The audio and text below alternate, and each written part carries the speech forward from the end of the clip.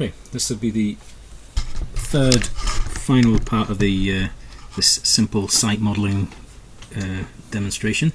So we've taken it as far as the kind of adjacent building, but there's also some railings to model as well. So I've got a couple of jobs here still to do. Let's concentrate on the building. Now I'm just going to go back to my 2D layer and switch off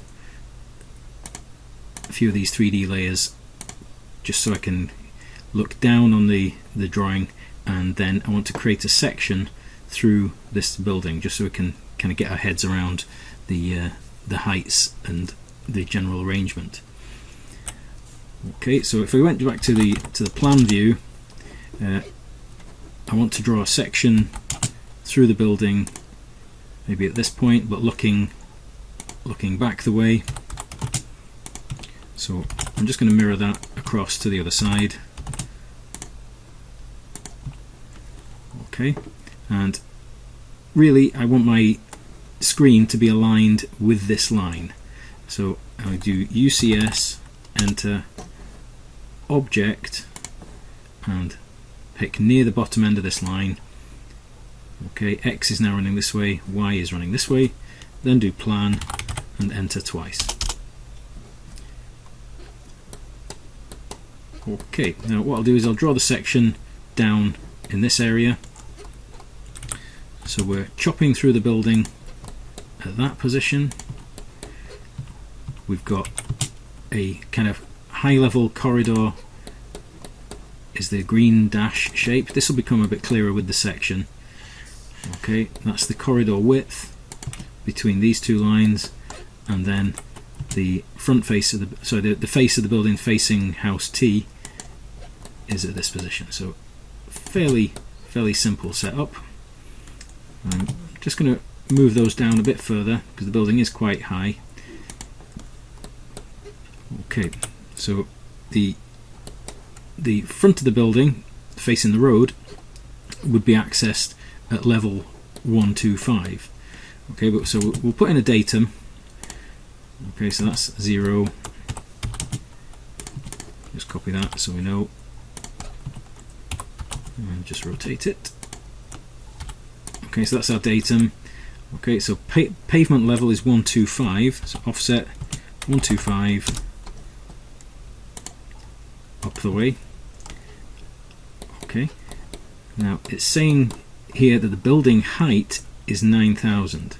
Okay, so that is effectively what we call a relative level, as is the height of the wall. So that's 1,000 above whatever level it is nearby.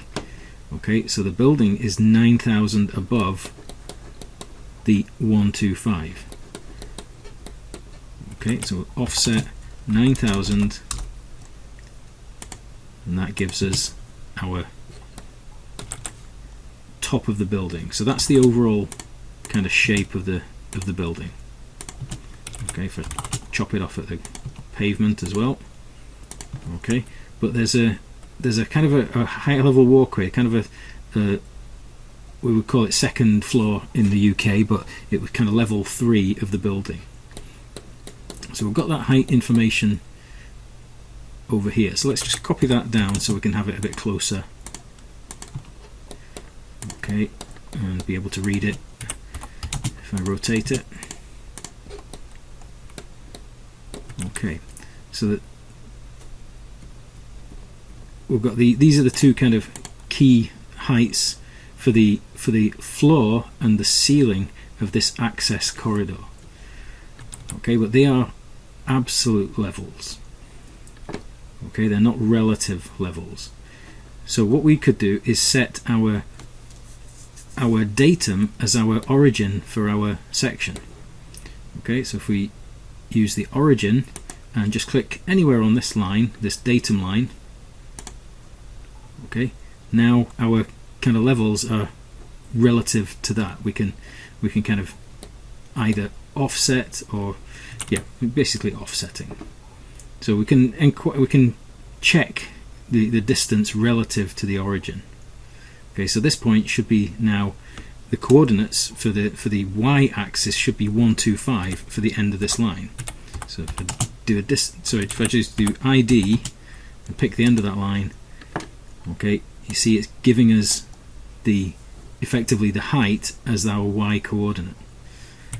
Okay, so for offset 5525, so offset the datum, okay, we've got the level there as well, so ID, so you can kind of understand things a little bit better if you kind of consider where your origin for your UCS is. And the ceiling is at 7925, so we'll offset our datum again, 7925.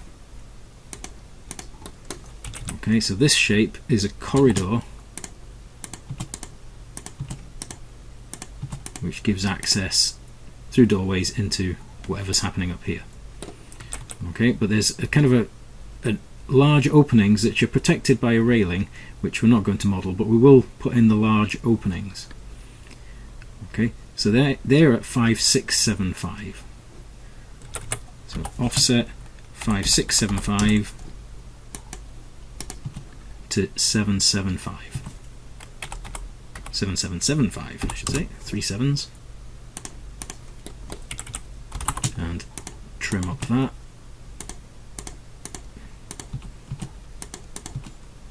So that is effectively the opening, and in reality there is a kind of barrier which we could put in. We could put in the safety barrier as well. Something like that.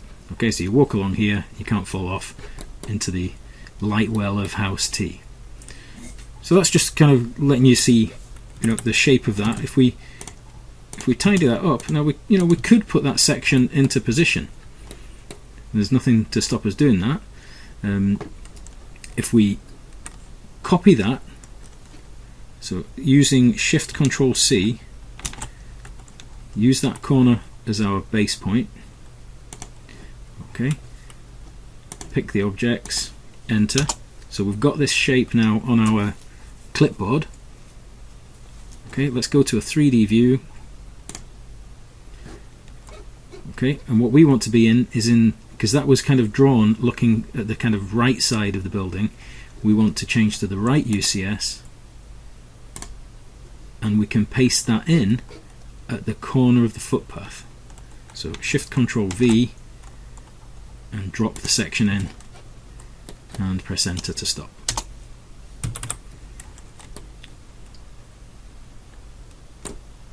Okay, now that section occurs beyond the end wall. It's not open to the street at that point.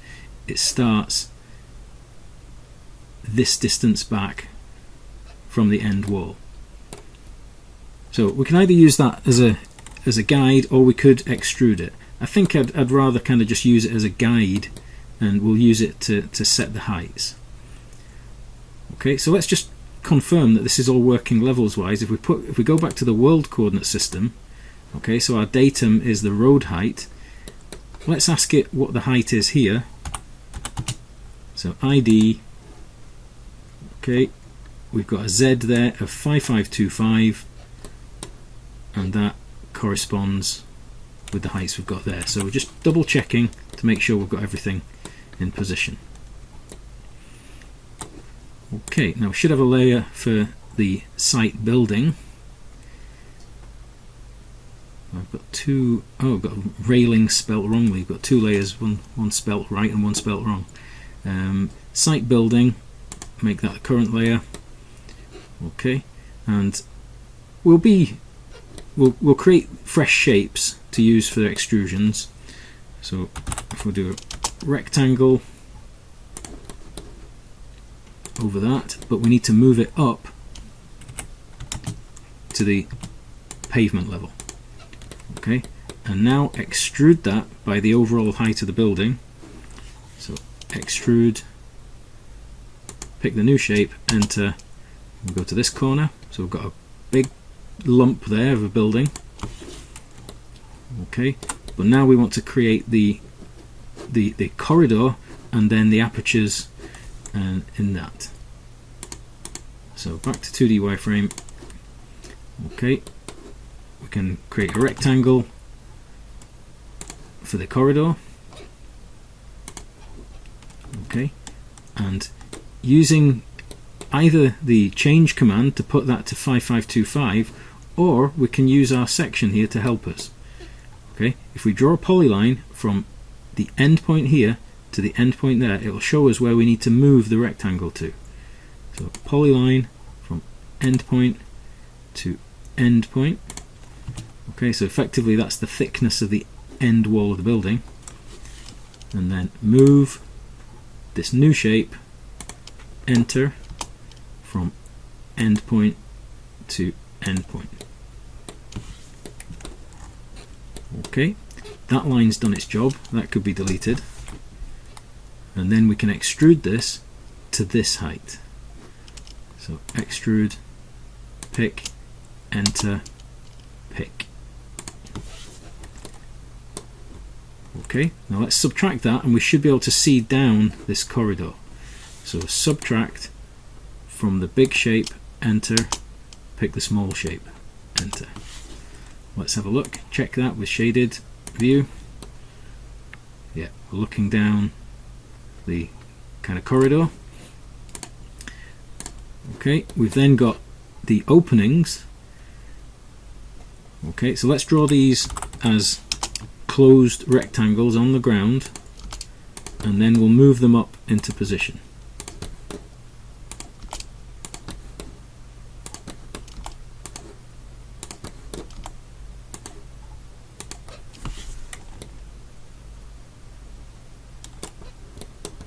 Okay, we've got our setting out position we can use here.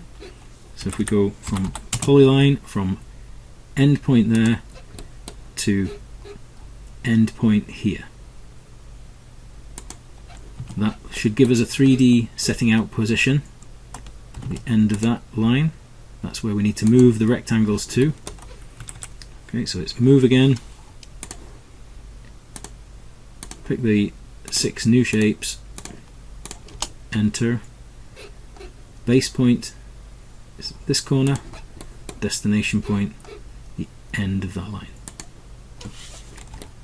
Okay, so they're ready now to extrude and subtract. Okay, so we're thinking about the kind of negative objects with these ones. So extrude them first. So 1, 2, 3, 4, 5, 6, enter. We extrude them to either of these endpoints would do. Okay, they're stuck in the thickness of the other object at the moment, so we subtract from the big one, enter, pick the 6 small ones, and we should now see the full shape. Okay, now may as well use those railings actually. Let's put a railing on. I'll use the correct spelling one. And 2D wireframe.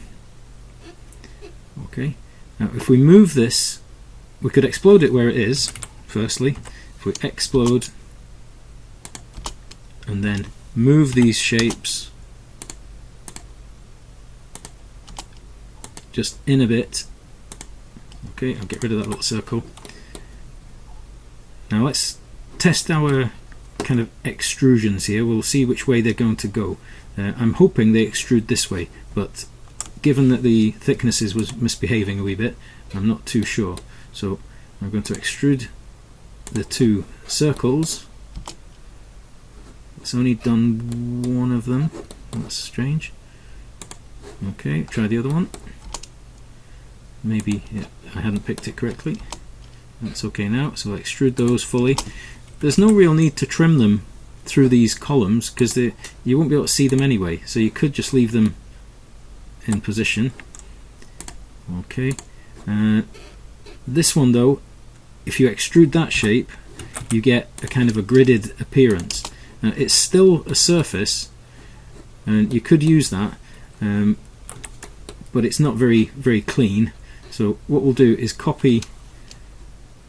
we'll copy the white one, okay, across to the end, and then do a 3D face.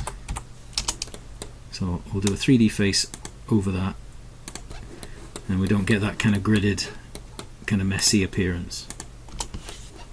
So that's our overlooking building. So shaded. Okay, and the last job is to deal with the railings that are down here on the site. We've got some of the setting out. Now this is all we've got here is the position of the railing. We haven't got any posts on that, so what we'll do is we'll lift that up by the height of the pavement just to get it at the right level. Okay, so a base point destination, so we just lifted it up by 125. Okay, and what I'll do first is just draw a small square on there to act as the post. Okay, so you can see the instructions for the railing.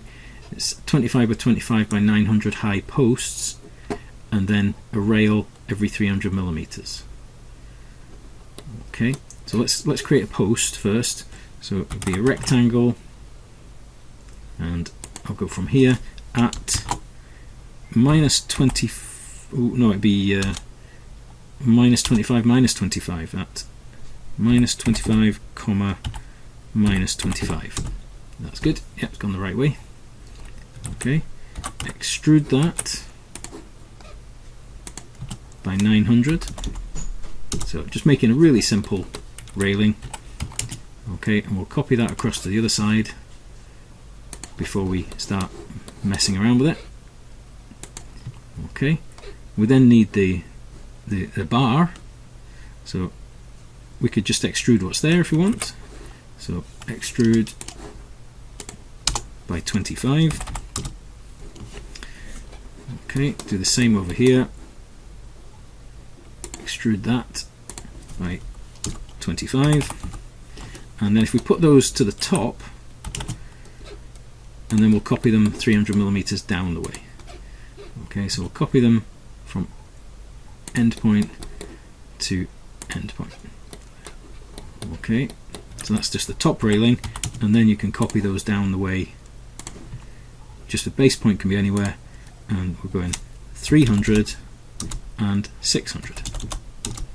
So we end up with 3 lines of rail, and we just need a few more uprights here. There isn't much space to put another upright on this side, but we do need an upright on this side. So copy, base point can be anywhere, and let's say they're 1200 millimeters apart. So it'll be 1200, 2400, 3600, 4800, and that's looking fine. So nice simple railing. Okay, and lastly we need to put some sides on the model. It's kind of paper thin at the moment, so let's kind of solidify this. Let's put all the layers on, have a wee look at what we've got. Okay, and we should have a layer in here ready to use for the model sides. Okay, and we're in the world coordinate system, so what I'm going to do is draw a rectangle that's the overall size of the model. So just a simple rectangle. Okay, and that is, if I turn it back to 2D wireframe, we can see that shape, and I'm going to move that down by 2 meters. So let's go down 2000. We went down 1000 with the solid one, but I'll do 2000 with this. Now there's far too much 2D stuff around there, so let's hide the 2D layer. Can delete a couple of things here, and because there's kind of different areas at different depths, what we'll do is we'll just 3D face the end of the model. Okay, so if I 3F, I think I'm facing the wrong way there. I think we've flipped it too much. Let's just go back to home. Yeah, I've kind of gone upside down a bit there. So we'll 3D face this side first. So 3F. Okay, I'll come to here. So we're just filling in carefully just to make sure the ends are sealed. So it's a wee bit laborious. This one can be a 4-sided one now. 1, 2, 3, and right the way back to here. So that just closes off the model. Okay, I'll do that on the other sides. So I'm just trying to pick up all the changes in materials. It more likely kind of join things together better.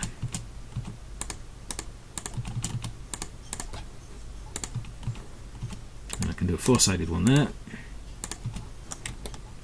Okay, next side. Seems laborious, but it's actually, it's easy to do, so it's not really that much of a chore.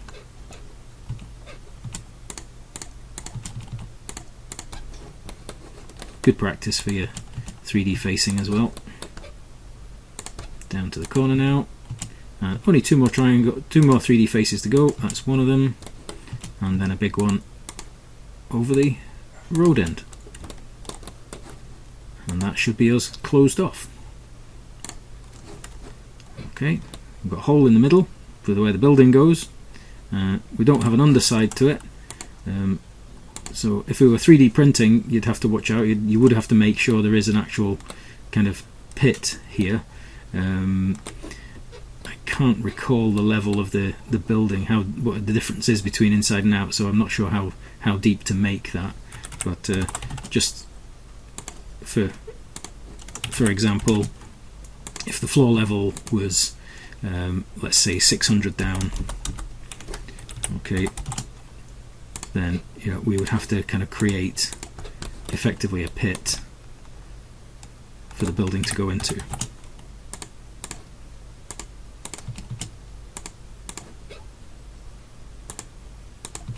So a bit higher at the back. Okay, and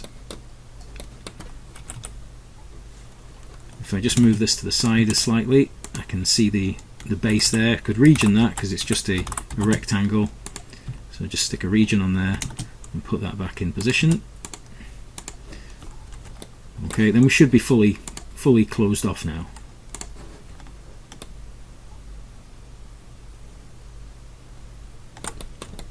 Okay, so that's kind of taken things a bit further and kind of showed you how the 2D line work is kind of key to getting things to work. Difficult to kind of do that in a kind of a freehand kind of way. You do really have to work things out. So a site section and a section through the building really helped us get things organized there. Okay, hope that's been useful, and I'd like to see you put it into practice.